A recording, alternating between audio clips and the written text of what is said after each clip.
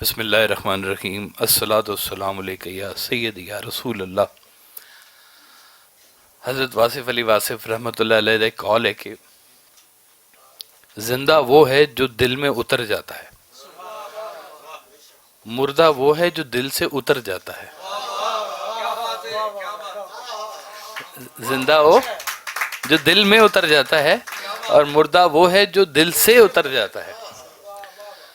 ਅਸੀਂ अपनी जिंदगी बहुत सारे लोगों ਨੂੰ ਮਿਲਿਆ और ਉਹਨਾਂ ਲੋਕਾਂ ਦੇ ਵਿੱਚੋਂ बहुत सारे ऐसे लोग ने ਜਿਹੜੇ ਸਾਡੇ ਦਿਲ 'ਚ ਵਸਦੇ ਨੇ।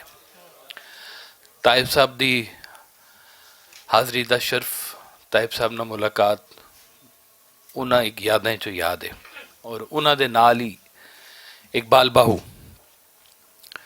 मैं एक दिन सरकार वाले साहब ने कहानी सुनाई आपने कि एक बंदा सी, ਉਹਨੂੰ ਆਪਣੇ ਗੁਰੂ ਦੀ ਤਲਾਸ਼ ਸੀ।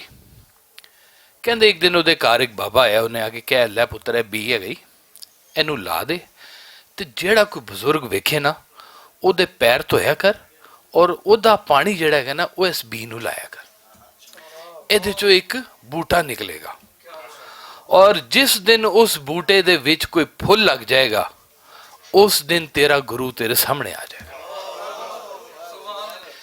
उस बंदे ने अपनी तरतीब बना ली कि जड़ा बुजुर्ग मिले उदा पैर धोए और पानी वो बूटा भी निकल आया जी और एक दिन फुल भी निकल आया। जिस दिन फुल निकलिया तो एक बाबा आ गया, उन्हें तो फड़ लिया, उन्हें कि जनाब तुसी मेरे गुरु हो, मैंने तो दसिया सी अज तो इन्ने अरसा पहले कि तुहाडा गुरु आना है और फुल लग गया है तो तुसी मेरे गुरु हो। उन्हें क्या ठीक है मैं तेरा गुरु हाँ लेकिन तेरे गुर च वो सारे भी शामिल ने जिन्हां दे पैर दा पानी तू इत्थे लाया।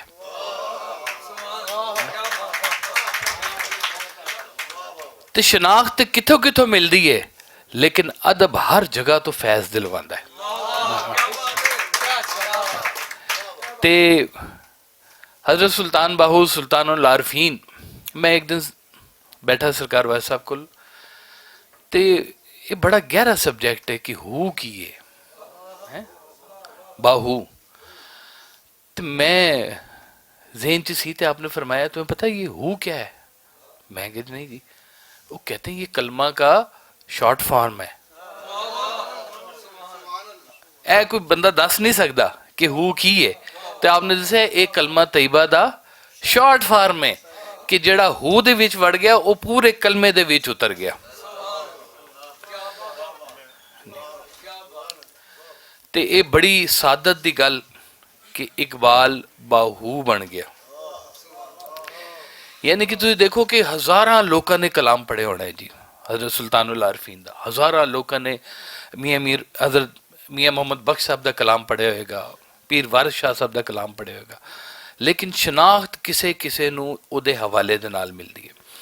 मैंने याद है पिछले कुछ अर्सा पहले मैं नाबदा परवीन जी मिले, उन्होंने कहा कि जी पहले मेरी पहचान है सी घड़ोली माहियार दी घड़ोली भर दी, कहने हुण मेरी पहचान वासिफ साहब दा कलाम है कि मैं नारे मस्ताना, मैं शोखी रिंदाना, मैं तशना कहाँ जाऊँ पी कर भी कहाँ जाना। और ओदी ही फिर एक जिहड़ी कड़ी मैं वेखी जिहड़ी फिरदौस जमाल साहब ने जिदा जिक्र किया कि ये भी एक सरकार की मेहरबानी होंदी है कि उन्होंने फिर कित्थे चुन लिया जाता है काम करने वास्ते। फिरदौस जमाल साहब तशरीफ लाए साढ़े सैमीनार से, इन्होंने कहा कि जी मैं जिंदगी का बड़ा एक अफसोस है कि मेरी मुलाकात नहीं हुई। तो मैं उस सैमीनार फिर इन्होंने कहा मैं कि जनाब मैं शाहिद हैगा तुहाडी किवें मुलाकात नहीं हुई, तुहाडी ते मुलाकात मेरी मौजूदगी च हुई है। ये उस वेले बड़े अवाइल उमरी तुहानूं पता ही नहीं माशाल्लाह हुण भी स्टार ही ने, लेकिन ते उस वेले जनाब ये खड़े तो इन्हों के मद्दा मून मार्केट इकबाल टाउन खड़े तो सरकार वाले साहब असीं जा रहे सन फुफो के घर, तो आपने मैंने बच्चों को पूछा कि वो पैप्सी ऐसी पीओगे? मैं जी जरूर पियेंगे जनाब। असीं उत्थे पैप्सी ऐसी पी रहे थे, ये अगे खड़े सन। अच्छा हालांकि ये अपने मदाहां च काफ़ी मसरूफ सन, लेकिन सरकार ने इशारे नाल इन्हूं बुलाया कि बात सुने और इन्हां दी पता नहीं किस वेले सरकार दे नाल नज़र मिली कि ये टुरदे आ गए आपको और आपने आके हाथ मिलाया और आपने कहा कि वो मेरे बच्चे मिलना चाह रहे हैं तो मिलो इनसे। असी सारे ने अगे वध के फिरदौस जमाल साहब ने अज असी हाथ में लाए, सैलीब्रिटी ने जी माशाल्लाह जी। तो मैं क्या जी ऐ नहीं हो सकता कि कोई बगैर नज़र तो किसी दे वल एवें मनसूब हो जाए, ऐ हो नहीं सकता। ਇਹ ਕਿੱਥੇ ਸੁਲਤਾਨ ਸਾਹਿਬ ਦੀ ਕੋਈ ਨਜ਼ਰ ਪਈ ਹੈ ਕਿ ਜਿਹੜਾ ਉਹਨੂੰ ਬਾਹੂ ਬਣਾਤਾ ਹੈ ਜੀ। ਇਹ ਕੋਈ ਆਮ ਗੱਲ ਨਹੀਂ ਹੁੰਦੀ ਜੀ, ਇਹ ਤਰਤੀਬ ਕੋਈ ਚੱਲ ਰਹੀ ਹੁੰਦੀ ਹੈ ਕਿਤੇ। ਇਹ ਉਹ ਬਜ਼ੁਰਗਾਂ ਦਾ ਫੈਜ਼ ਹੈ ਨਾਲ ਦੇ ਨਾਲ ਜਿਹੜਾ ਚੱਲ ਰਿਹਾ ਹੁੰਦਾ, ਔਰ ਕਿਤੇ ਨਾ ਕਿਸੇ ਜਗ੍ਹਾ ਤੇ ਇੱਕ ਮਨਸੂਬੀਅਤ ਮਿਲ ਜਾਂਦੀ ਹੈ। ਇਹ ਬੜੀ ਜ਼ਰੂਰੀ ਗੱਲ ਹੈ ਜੀ। ਸਰਕਾਰ ਫਰਮਾਉਂਦੇ ਸਨ ਕਿ ਅੱਲਾਹ ਤਾਲਾ ਕੋਲ ਇੰਨੇ ਰੰਗ ਨੇ ਕਿ ਆਪਣੇ ਹਰ ਸੱਚੇ ਬੰਦੇ ਨੂੰ ਇੱਕ ਮੁਨਫਰਿਦ ਰੰਗ ਅਤਾ ਕਰ ਦਿੰਦਾ ਹੈ। ਪੜ੍ਹਦੇ ਸਾਰੇ ਹੀ ਨੇ, ਬੋਲਦੇ ਵੀ ਸਾਰੇ ਹੀ ਨੇ, ਉਹੀ ਗੱਲਾਂ ਆ ਰਹੀਆਂ ਨੇ ਜੋ ਕੁਰਾਨ ਔਰ ਹਦੀਸ ਦੀਆਂ ਆ ਰਹੀਆਂ ਨੇ, ਉਹੀ ਮੌਲਾਈ ਗੱਲਾਂ ਆ ਰਹੀਆਂ ਨੇ ਜੋ ਆ ਰਹੀਆਂ ਨੇ, ਲੇਕਿਨ ਅੱਲਾਹ ਤਾਲਾ ਆਪਣੇ ਸੱਚੇ ਬੰਦੇ ਨੂੰ ਉਹਦਾ ਇੱਕ ਸਟਾਈਲ ਮੁਨਫਰਿਦ ਦੇ ਦਿੰਦਾ ਹੈ, ਉਹਦੀ ਗੱਲ ਦੀ ਤਾਸੀਰ ਮੁਨਫਰਿਦ ਦੇ ਦਿੰਦਾ ਹੈ ਜੀ। ਬਾਊ ਸਾਹਿਬ ਨੇ ਜਿਸ ਤਰ੍ਹਾਂ ਪੜ੍ਹਿਆ ਅਲਿਫ ਅੱਲਾ ਚੰਬੇ ਦੇ ਬੂਟੀ, ਓਹ ਜਨਾਬ, यानी कि कैफियत तारी हो जाती सी। असी तो सुने सरकार को कि आपने फरमाया कि देखो अल्लाह बेमिसल बेमिसाल, और सुल्तानुल आरफीन साहब ने कहा कि अलिफ अल्लाह चंबे दी बूटी मेरे मुर्शद मन विच लाई हो। तो आपने फरमाया कि ये जिहड़ी तरतीब है ना कि वो आके बूटी लांदा है, तो किसी न किसी पासे वो जमीन पहले पद्धर होएगी, जरखेज होएगी, ਉਹਦੇ ਵਿੱਚ कोई बीज लगेगा, किसी दी तासीर दा पानी मिलेगा, फिर ਉਹਦੇ ਚ कोई फुल निकलेगा। और मैं समझना उस फुल का नाम जिहड़ा है ना सुल्तान बाहू के हवाले दे नाल इकबाल बाहू है जी।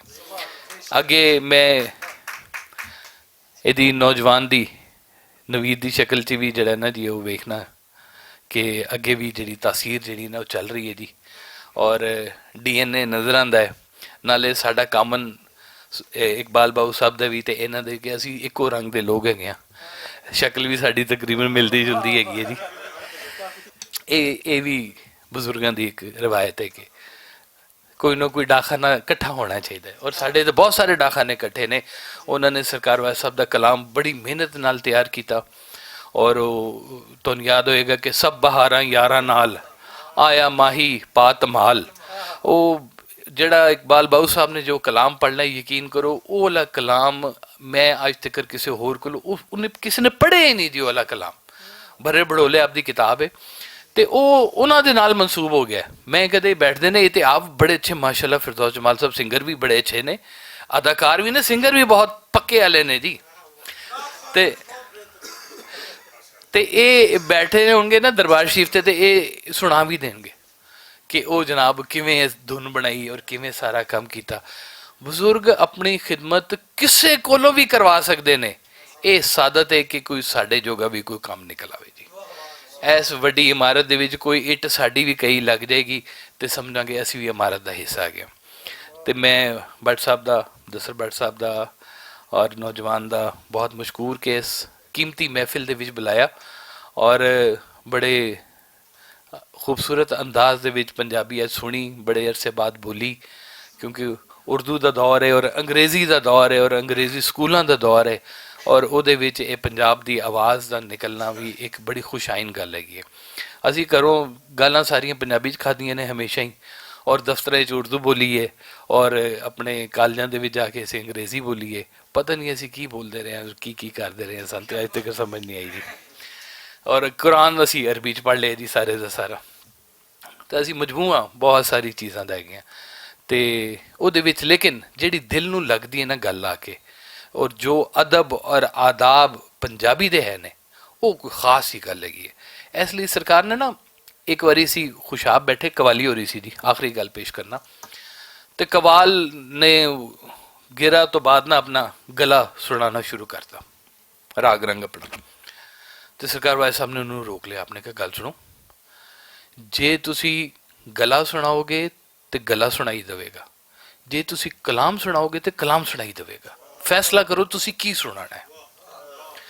और ये तुसी गौर करो जरा कि इकबाल बाबू साहब ने हमेशा कलाम सुनाया है, और कलाम दे नाल एक निस्बत बनी।